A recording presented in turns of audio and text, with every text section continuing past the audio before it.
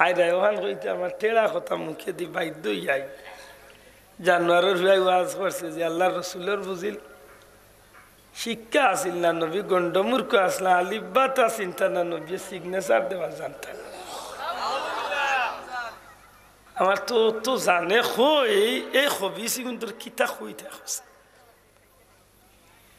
যদি একজন গন্ডমূর্খ গরু রাখাল মানছে ইলা কথা কইতো মনরে বুঝ দিলে মানে যে কিবা মানছে চিনছে না বুঝছে না মাতই না যাও এগুলো নামর করে দিও তো বড় অক্ষর দিয়ে আল্লাহ মা খাল আল্লাহ আল্লাহ বইতো খোফাল ফুড়া বেটিনতেই তারে হুরন দিয়ে হবিসি কিন্তু আল্লাহ রসুলের দেখবে অশিক্ষিত কয় আমি কইতাম না ফতুয়া আপনারা দেখা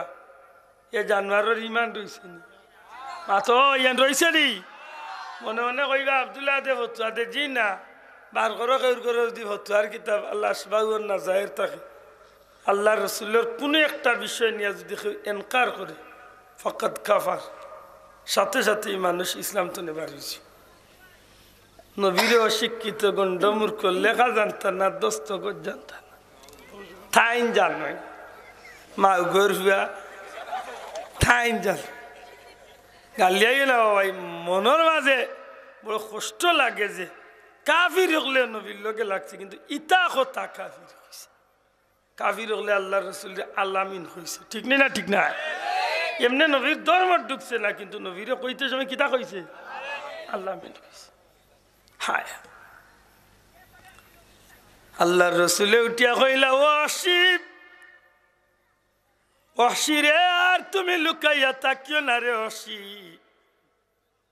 আমি রসুলে পাক সাল্লাল্লাহু আলাইহি সাল্লামে তোমারে চিনি লাইছি অসি তুমি বাড়ি যাও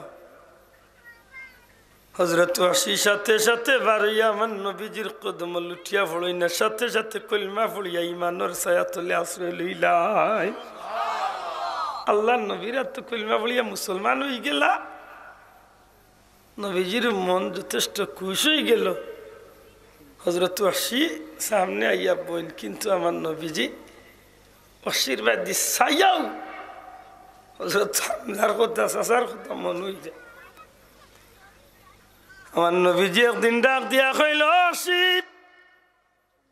তুমি ইসলামের ভিতরে ঢুকে গেছো এর দায় তোমার উপরে আর কোনো দুঃখ নাই রে অসি কিন্তু অসিরে তুমি আমার সামনে বইও না তোমারে দেখলে আমার চাচার কথা মনে হয়ে যায় অসি এই দিন তো নবীজির চকুর সামনে বইতা চাই না মনে মনে করলে খালি আল্লাহর কাছে কইন আল্লাহ তোমার হাবিবর চাচারে হত্যা করিয়া তোমার হাবিবর মনে আমি যে কষ্ট দিছি আল্লাহ তুমি আমার এইলা কোনো সুযোগ দেও যে সুযোগটা কাজে লাগাইয়া আমি রহমতুল্লিল আলামিনের মনরে জয় করতাম পারি ও তাই দেওয়ানা হয়ে যায় আখের গিয়া নবী বন্ড নবী এক শয়তান বার হইল মুসাইলামাতুল কাজ্জাব ও হবিসগুর যখন নবুয়তির দাবি লিয়া বার হয়ে গেল ও দিন হজরতে ওয়াসি কইন যে আল্লাহ মনে হয় আমার সুযোগ দিলেছে ও যে সুলফি দি যে বর্ষা দিয়া নবীর চাচারে হত্যা করছিলা ও সুলফি দাঁড়াই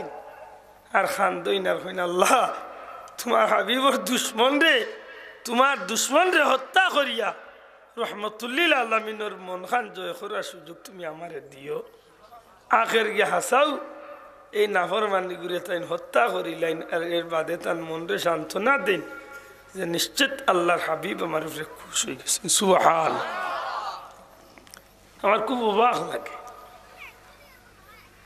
এই জমিনের মাঝে আল্লাহর বন্দারে আল্লাহ জান্নাত দিবার সবচেয়ে বড় যে নিয়ামত একটা আল্লাহ ইমান আমরা রে আল্লাহ দিছেন না দিছেন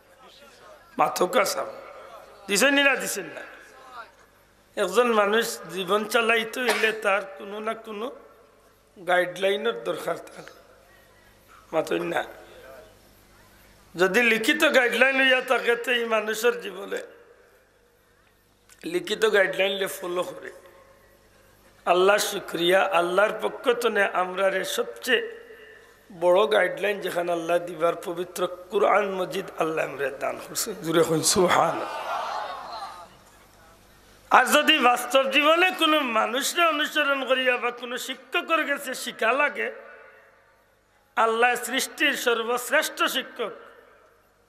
রসুল পাক সাল্লাল্লাহু আলাইহি সাল্লাম রে আমরা দিয়া আমরা জীবনের প্রতিটা সেকেন্ড, প্রতিটা মুহূর্ত, প্রত্যেকটা বিষয় শিক্ষার লাগিয়ে আল্লাহ বাস্তবে আমার নবীরে শিক্ষক বানাইয়া দুনিয়া পাঠাইছে। জুড়ে হই সুবহানাল্লাহ। নবী শিক্ষক আসলা বুইস্তু মুআল্লিমা,